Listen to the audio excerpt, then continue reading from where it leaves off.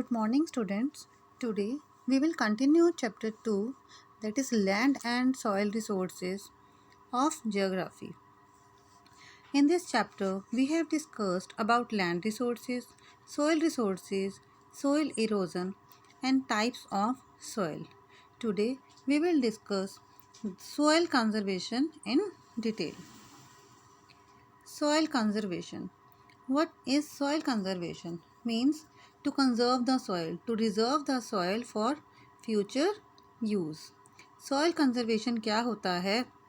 The methods of conserving soil from harmful effects of erosion is called soil conservation. Soil को conserve करने के जो methods होते हैं, सॉइल को बचा के रखने के जो मेथड्स होते हैं, ताकि जो हार्मफुल इफ़ेक्ट्स इसके हो रहे हैं सॉइल इरोजन के, उससे बचाने के लिए सॉइल को के लिए जो भी मेथड्स अपनाए जाते हैं उसे हम कहते हैं soil conservation. Now what are the methods of soil conservation? Soil conservation के डिफरेंट मेथड्स हो सकते हैं.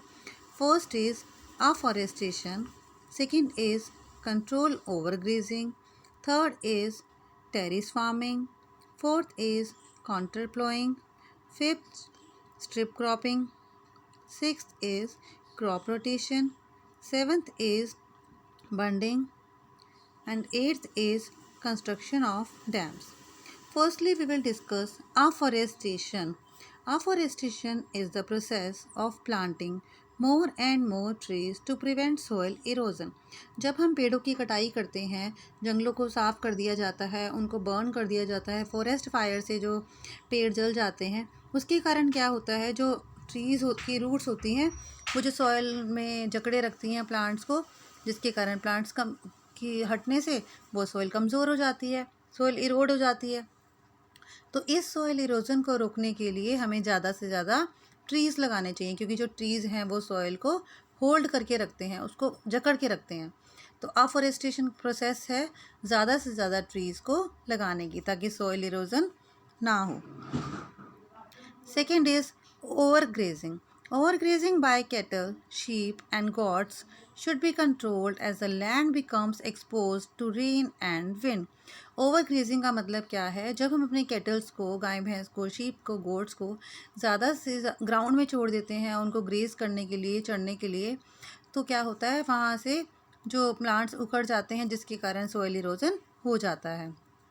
और इसीलिए हमें ओवर ग्रेजिंग को कंट्रोल करना होगा, और इसके लिए उनके लिए एक पर्टिकुलर ग्राउंड बनाना होगा जहाँ पर वो ग्रेजिंग के लिए जा सकें, सभी लैंड को वो इरोड ना करें.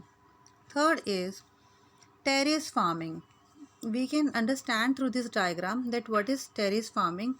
Terrace farming is very effective in controlling soil in mountainous region. जो पहाड़ी इलाके होते हैं वहाँ पर टेरिस फार्मिंग का एक मेथड, ऐसा मेथड है जो सॉइल इरोजन के लिए काफ़ी बेनिफिशियल है. The hill slopes are cut into terraces. जो पहाड़ की जो झुकाव होते हैं, स्लोप्स होते हैं, उनको टेरेस में कट कर दिया जाता है. लाइक दिस हम इसमें देख सकते हैं कि जो ये स्टेयर्स बना दी गई है, यहाँ पर एक के ऊपर एक के नीचे एक, so that the speed at which the rain water flows down is reduced. ताकि जो पानी की स्पीड है, मान लो बहुत तेज़ बारिश आ रही है, तो जो वो सीढ़ियों से आता जाएगा जो पानी, उसकी स्पीड कम होती जाएगी, क्योंकि उसके बीच में ऑब्स्टेकल्स आते जाएंगे, बैरियर आते जाएंगे, तो जिसके कारण जो है पानी का बहाव कम होता जाएगा, और इसके कारण ही सॉइल इरोजन भी कम हो जाएगा.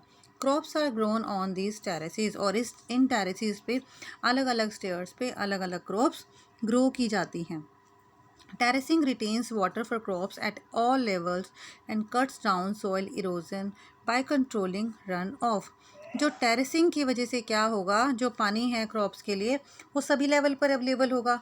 जहाँ पर हमने अलग अलग स्टेयर्स पे अलग अलग क्रॉप्स लगाई हैं, तो हर स्टेयर पे जो पानी है वो थोड़ा थोड़ा रुक के चलेगा, और सॉइल इरोजन इसकी वजह से कम हो जाएगा. क्योंकि पानी का बहाव, जो सॉइल इरोजन होता है वो कैसे होता है, बहुत तेज़ पानी के बहाव के कारण, बहुत तेज़ हवा के कारण. तो यहाँ पर जो पानी के बहाव के बीच में एक बैरियर आ जाएगा, एक बीच में रुकावट आ जाएगी, जिसके कारण उसका बहाव कम हो जाएगा. In some areas, ditches are also provided behind the terraces to allow drainage. और कुछ एरियाज़ तो ऐसे हैं जहाँ पर गड्ढे भी खोद दिए जाते हैं, टेरेसेस के पीछे डिच भी बना दिए जाते हैं, ताकि वहाँ पर ड्रेनेज प्रॉपर हो सके. Next topic is contour ploughing. It is the method of plowing fields along the natural contours of the hills rather than up and down the slopes. अब जो लगभग ये जो मेथड है वो टेरिस फार्मिंग की तरह ही है. There is small difference between them. Counter ploughing में क्या होता है, पैरेलल लाइंस होती हैं, जैसे हम यहाँ देख सकते हैं. इसमें जो स्लोप्स होती हैं उस पर पैरेलल लाइंस में खेती की जाती है. और जो टेरिस फार्मिंग है उसमें टेरिस बना दी जाते हैं, स्टेयर्स बना दी जाती हैं. इसमें स्टेयर्स नहीं बनाई जाती हैं. इसमें स्लोप्स पर आमने सामने ही क्रॉप्स उगाई जाती हैं. This checks the flows of water. और इसके कारण क्या होता है, पानी का जो बहाव है वो रुक जाता है, बहुत तेज़ पानी का बहाव रुक जाता है. Stones soil are used to build barriers along contours. अब जो ये कॉन्टर्स होते हैं इनके साथ साथ क्या होता है, बैरियर्स लगा दिए जाते हैं, बना दिए जाते हैं. जैसे पत्थर लगा देते हैं इन्होंने जहाँ पर क्रॉप्स की, या फिर मिट्टी को ऊपर उठा देते हैं. Trenches are made in front of the barriers to collect water. और पानी को इकट्ठा करने के लिए बैरियर्स के सामने कुछ ऐसे ट्रेंच भी बना दिए जाते हैं ताकि वो पानी को इकट्ठा कर सकें. तो ये जो मेथड है ये भी बहुत इफ़ेक्टिव मेथड है. ये जेंटल स्लोप्स में होता है और जो टेरिस फार्मिंग होती है वो स्टीप स्लोप्स में होती है. Next method is strip cropping. Through this picture we can understand strip cropping is a method of growing different crops in narrow strips. इसमें क्या होता है, स्ट्रिप्स बना दी जाती हैं, लाइंस बना दी जाती हैं और उसमें अलग अलग तरह की क्रॉप्स ग्रो की जाती हैं. Usually along the natural contours of the land. इसमें जैसे लैंड के कॉन्टर्स हमने बनाए थे पिछली बार, वहाँ पर अलग अलग लाइन में अलग अलग क्रॉप ग्रो कर दी जाती है और उसको थोड़ा ऊपर उठा दिया जाता है, जिसके कारण भी पानी का बहाव कम हो जाता है, थोड़ा रुक जाता है. और ये मेथड भी बहुत इफ़ेक्टिव मेथड है सॉइल इरोजन को रोकने का. Next method is crop rotation. जैसा हम इस पिक्चर में देख सकते हैं, क्रॉप रोटेशन क्या है कि इसमें अलग अलग क्रॉप्स ग्रो की जाती हैं.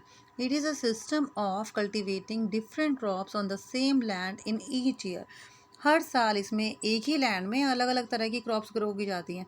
अब हम यहाँ पर देख सकते हैं ये जो बीच वाली लाइन है इसमें अलग तरह की क्रॉप है, उसके साथ में जो है उसमें अलग तरह की है, उसके साथ जो है वो अलग तरह की है. इस तरह से एक ही लैंड पर एक साल में अलग अलग तरह की क्रॉप्स ग्रो की जाती हैं ताकि जो हमारी लैंड को न्यूट्रिएंट्स चाहिए वो कम ना हो. अगर देखिए हम एक ही चीज़, हम अपनी तरह से ले लेते हैं एग्जांपल, अगर हम एक ही चीज़ बार बार खाते रहेंगे तो हमारे में क्या होगा, वो न्यूट्रिएंट बहुत ज़्यादा हो जाएगा और एक टाइम ऐसे आएगा कि बाकी न्यूट्रिएंट्स की कमी हो जाएगी. और अगर इसी तरीके से सॉइल का होता है, अगर हम सॉइल पे एक ही तरह की क्रॉप्स ग्रो करते रहें तो जो सॉइल है वो न्यूट्रिएंट वही वाला उसके अंदर जाता रहेगा और एक टाइम ऐसा आएगा कि वो सब बाकी न्यूट्रिएंट्स उसके अंदर कम हो जाएंगे. तो इसीलिए जो क्रॉप्स है वो बदल बदल कर वहाँ पर लगाई जाती है, डिफरेंट क्रॉप्स ग्रो की जाती हैं. As different crops need different minerals from the soil. क्योंकि अलग अलग क्रॉप्स को अलग अलग मिनरल्स चाहिए सॉइल से. This prevents any one type of nutrient from being exhausted from the soil. तो इसके कारण क्या होता है, अलग अलग क्रॉप्स लगाएंगे तो अलग अलग न्यूट्रिएंट्स उसी सॉइल से मिलते रहेंगे. अगर एक ही तरह की क्रॉप लगाते रहेंगे तो वो सारे न्यूट्रिएंट अब्जॉर्ब कर लेगी वो क्रॉप और बाकी सॉइल में कुछ रहेगा ही नहीं, सॉइल इरोजन होगा. तो ये भी एक मेथड है क्रॉप रोटेशन, जिसके कारण हम सॉइल इरोजन को रोक सकते हैं डिफरेंट क्रॉप्स लगाकर. Next method is bunding. Bunding the fields along the reverse reduces soil erosion during floods. अब जैसे बाढ़ के टाइम पे क्या होता है, बहुत पानी का बहाव होता है, हर जगह पे पानी ही पानी होता है. तो उसके कारण जो मिट्टी है वो अपने साथ, वो जो पानी है वो मिट्टी को अपने साथ बहा कर ले जाता है. तो इसको रोकने के लिए बंडिंग की जाती है. रिवर्स के साथ साथ वहाँ पर बड़े बड़े पत्थर लगा दिए जाते हैं या बाउंड्री बना दी जाती है, जिसके कारण पानी का बहाव कम हो जाए. तो और ये जो है फ्लड्स को रोकता है और फ्लड्स को रोकने से सॉइल इरोजन भी कम हो जाता है. Construction of dams. डैम्स बनाकर भी हम सॉइल इरोजन को रोक सकते हैं. उसमें क्या है कि वहाँ पर पानी के इकट्ठा होने के लिए rocks are piled up to slow down the flow of water. Rocks बना दी जाती हैं, साइड में एक बाउंड्री बना दी जाती है जिसके कारण पानी का बहाव थोड़ा कम हो जाए. It helps in preventing soil loss and formation of gullies. इसके कारण सॉइल का जो लॉस है वो रुक जाता है और वहाँ पर एक गली जैसे बन जाती है. इसके कारण भी सॉइल इरोजन कम होता है. डैम्स बनाकर भी हम सॉइल इरोजन कम कर सकते हैं. This chapter is complete now. Now you have to prepare yourself for first unit test, and I have given all syllabus to you. Thank you.